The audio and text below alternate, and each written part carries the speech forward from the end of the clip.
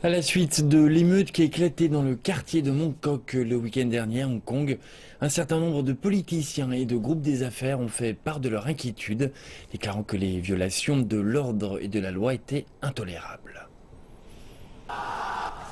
Chang Che-kong, un membre du conseil exécutif de Hong Kong, a déclaré avoir été choqué et en colère par les affrontements.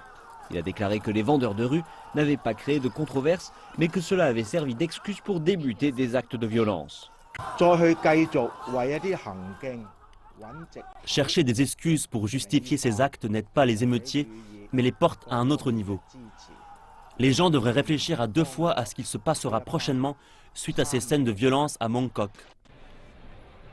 Les responsables des forces disciplinaires de Hong Kong ont publié vendredi une déclaration conjointe condamnant l'émeute en apportant leur soutien à la police. Et samedi, la police a arrêté plus de 60 suspects et 40 d'entre eux ont été accusés de lien avec cette émeute.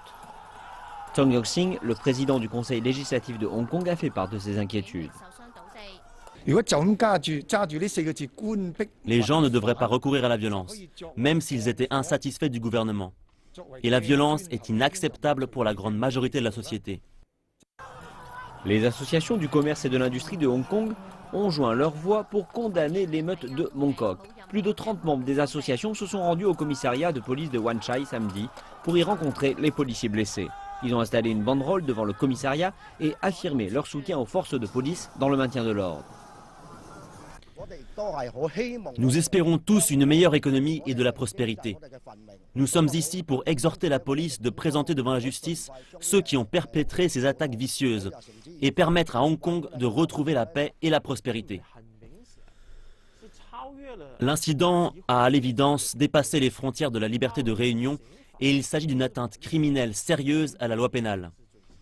Les faits venant des médias montrent qu'il s'agit d'une émeute. Nous devons donner à ces gens et à leurs partisans un avertissement.